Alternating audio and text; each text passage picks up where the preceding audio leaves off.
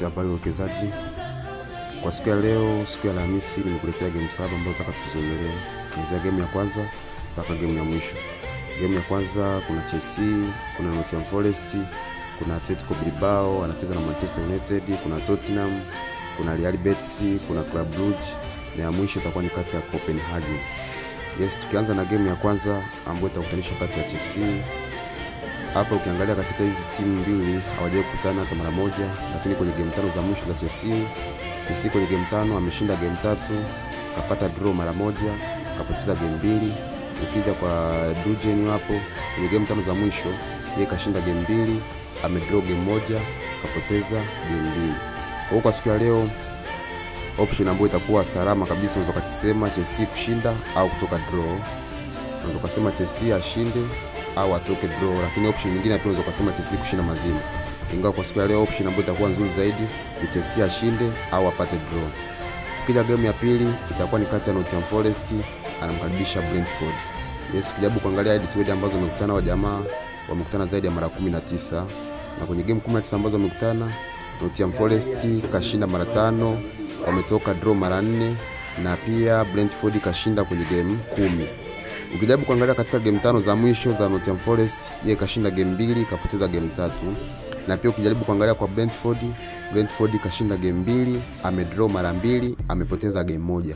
Kwa hiyo kwa siku ya leo, siku ya Alhamisi, option ambayo tunaweza kwenda nayo kwa siku ya leo, unaweza kusema magoli yafike mawili. Kwa sababu nimejaribu kuangalia hadi tuende ambazo wamekutana kwenye game 6 za mwisho, magoli mawili huwa yanafika. Kwa hiyo kwa siku ya leo unaweza kusema magoli mawili yafike. Yes, over 1.5. Tukija game ya 3 itakuwa ni kati ya Atletico Bilbao anamkaribisha Manchester United. Ukijaribu kuangalia katika ile tuende ambazo wamekutana, hawa jamaa wamekutana zaidi ya mara 3. Kwenye game 3 ambazo wamekutana, huyu jamaa kashinda mara 2, wametoka draw mara 1, Manchester United hajawahi kupata ushindi. Na pia ukijaribu kuangalia katika game 5 za mwisho za Atletico Bilbao ni kwamba yeye kashinda game 3, amepoteza game 1 na ametoka draw game 1.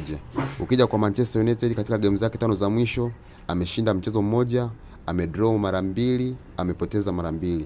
Kwa siku ya leo option ambayo ipo, unaweza kusema Atletico Bilbao kushinda au kutoka draw, lakini option nyingine unaweza kusema magoli yafike mawili kwa siku ya leo. Yes, tukija game ya 4 Tottenham anamkaribisha Bordeaux. Ukijaribu kuangalia katika game ambazo wamekutana au jamaa hawajawahi kukutana, lakini kwenye game 5 za mwisho za Tottenham kashinda mara 1, ametoka draw mara 1, amepoteza mara 3.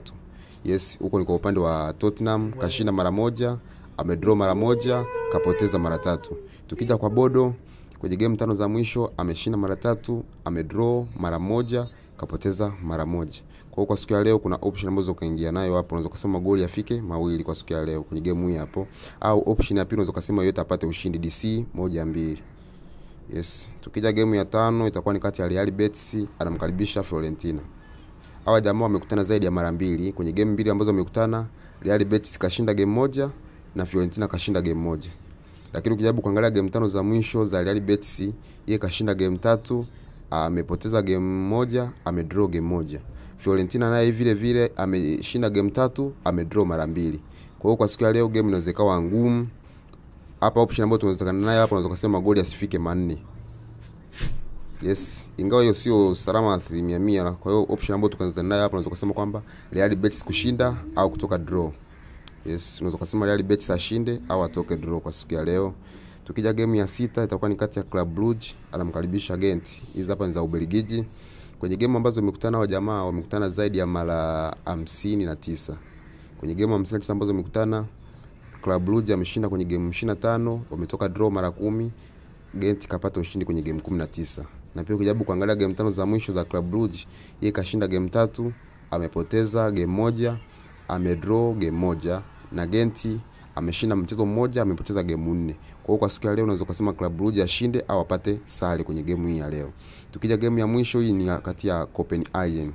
Ukiangalia katika game ambazo wamekutana wa jamaa wamekutana zaidi ya mara 20, ambapo Copenhagen ameshinda game 12, ametoka draw mara 5, na Viborg ameshinda kwenye game 3. Ukihebu kuangalia game 5 za mwisho za huyu jamaa kashinda game 2, ametoka draw mara 3. Hivyo kwa huyu jamaa kashinda game 3, amepoteza game 2. Kwa siku ya leo unaweza kusema Copenhagen kushinda au kutoka draw. Yes, odds zetu zipo hizo chache. ambazo naamini kwa siku leo tunaweza kupata ushindi. Yes, nimekuwekea game 7, unaweza kuchagua game zako baadhi hapa 3 au 4 ukatia mpunga, mambo mengine yakaendelea. Asante sana. Kama hujasubscribe channel yangu, usahau kusubscribe, na pia kama hujanifollow katika page yangu ya TikTok, usahau kunifollow na Instagram. Asanteni sana.